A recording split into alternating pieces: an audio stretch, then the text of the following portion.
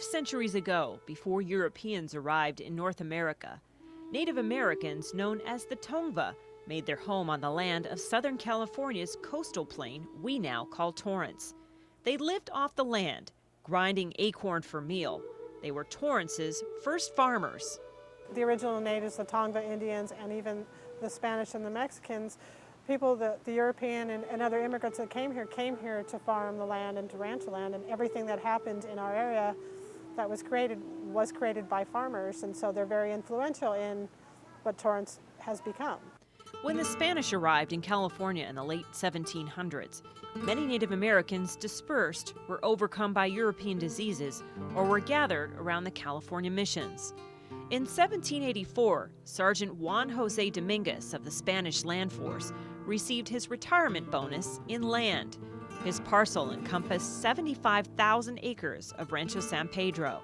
The rancho included present-day Torrance, Palos Verdes, Lomita, Wilmington, Gardena, Compton, Carson, among other South Bay cities.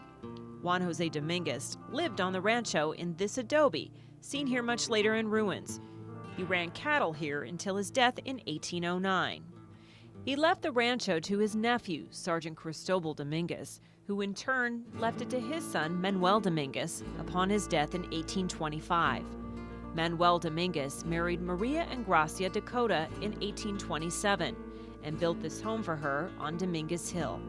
The Dominguez Adobe, as it's known, is located in the city now called Carson. They raised 10 children there and prospered for the next 55 years.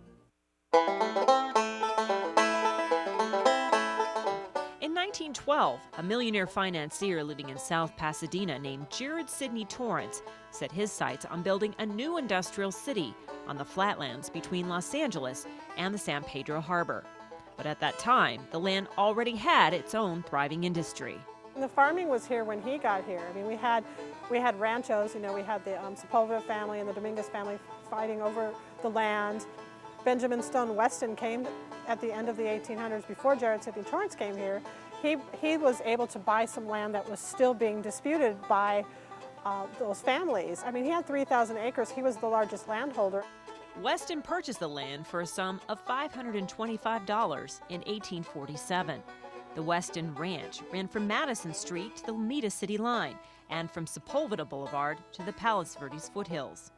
Weston and his extended family raised cattle and horses on the hillsides and crops such as hay, beans, alfalfa, oats, and barley on the lower flatlands. The crops thrived in the South Bay's warm, sunny climate with little or no irrigation. It contributed a lot to the economy that enabled or that made the area more desirous for Jared Sidney Torrance. The farmers and the ranchers were the largest economic engine in the area until he started to develop it and created, the steel companies and all the other companies came afterwards. That's what really changed things is when rail started coming in, we were close enough where, they used to take sugar beets and barley and wheat on rail cars down to this train station at the port in Redondo and ship them off. The 1920s kicked off agriculture's heyday in Torrance and the South Bay. It was during this time that many Japanese families, such as the Amatsus, began leasing land for farming. The farmers in Torrance, on Hawthorne and Carson, Torrance Boulevard. They started raising strawberries from 1922 till 1937. And then after 37, they start raising flowers. Jack Takeshi Amatsu's father, Sakamatsu, moved to California from Hawaii, where he had worked for a sugarcane company. In California, he met and married Jack's mother, Hanayo, and eventually started his own strawberry ranch in Torrance, where Jack was born in 1929. I was born out on a farm. A doctor came to deliver me there. In fact, both of my brothers were born there. He remembers his childhood fondly. We used to play with all the kids. And the Mexican families we used to know in Torrance. We used to have fun. We all went to Fern Avenue School in Torrance. We caught the school bus that came picked us up out the country. We had a barn and we had a horse named Rosie.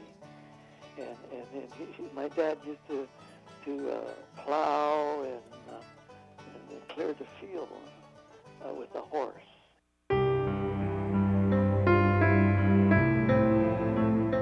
Life on the farm was happy until World War II, when everything changed dramatically for the Amatsus and other Japanese families in the area. They had to quickly abandon work at their farms and move to internment camps outside Southern California.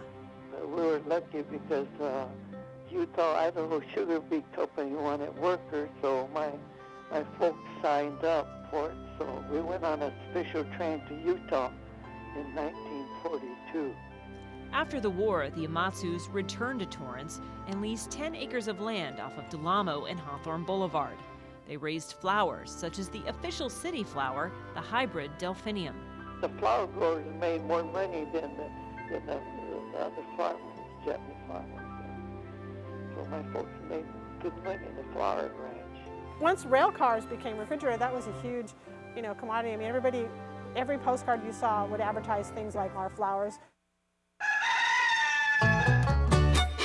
Meanwhile, across town in North Torrance on Van Ness Avenue, Richard Hudson and his brothers were living a parallel life. But instead of harvesting the land, his father had his stock in livestock, milk cows at Hudson Dairy. The farm's original barn, milk house, and store still stand today right next door to his childhood home. We had a milk truck delivered in South Los Angeles area. We never became a big dairy. We were just smaller, 42 cows. Of course, we expanded that over the years. We had got up to as high as 65 cows. They had vacuum milkers, milking machines, and we had three milk house units. And our barn held 15 cows. In that time, I guess those were modern units. Cows had to be fed. Hay had to be piled in the corrals. And I can remember in mid-50s, there was one time I worked a whole year without one day off. For Hudson, life on the remote dairy left little time for play. Any friends I did get lived, like a mile or so away. Milk was bottled in glass and delivered as far as South Los Angeles. It used to be most everybody got home delivery back in the early days. In later days. Now, there's hardly anybody delivers milk. At one time, Hudson Dairy competed with nearly 40 other Torrance dairies, including the much larger Verburg Dairy with 2 operations in North Torrance. My dad, when he came down here in 1918 to look at farming land, that this area was being opened up for farming by Dominguez Water Company. Milk cows weren't the only viable livestock in Torrance. James Melvin Vaquero's father began growing asparagus on Victor Street in Northwest Torrance. To round out his income, he decided to raise turkeys in the off-season and eventually went into the turkey business full-time. They aptly called the ranch Mira Loma, which means view of the hills. Back then, there were no homes in the area. We started out just growing and processing, and we kept expanding. As business grew, we ended up building a new processing plant where we could be able to dress more turkeys to meet the demand. We slaughtered them and packaged them and delivered them, and we never had any freezers on the ranch at all. Yeah. Just stuff to hold the birds fresh. The Vaqueros specialized in a particular bird, the standard broad-breasted bronze. Tough to process due to pinquill feathers that would break and leave black splotches on the bird if not fully mature. That was the turkey everybody wanted back in those days. The conformation was excellent. They had big wide breasts as opposed to the other turkey that was popular at that particular time was the white turkey. At its peak, the ranch had more than 20,000 turkeys in residence. They enjoyed a happy, free-range lifestyle in the California sunshine. Our climate here was mild enough. They didn't need sunshade during the day, and so it was ideal place to raise turkey.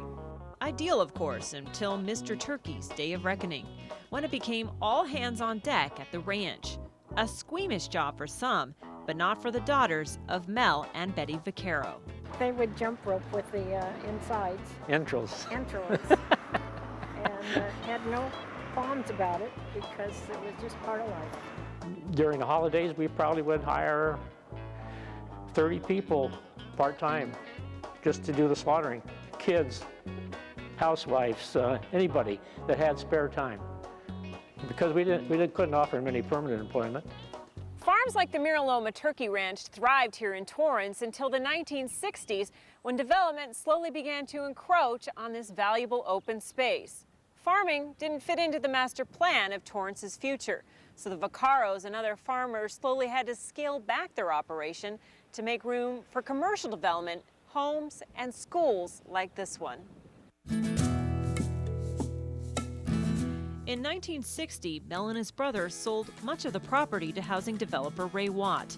Some of the ranch became the grounds of Victor Elementary School. The Vaqueros stopped raising turkeys, but continued to sell dressed turkeys under the Mira Loma name until closing shop for good in 1985.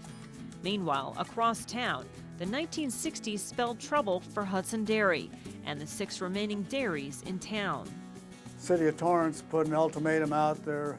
No more cows allowed City of Torrance after a date 1 year ahead.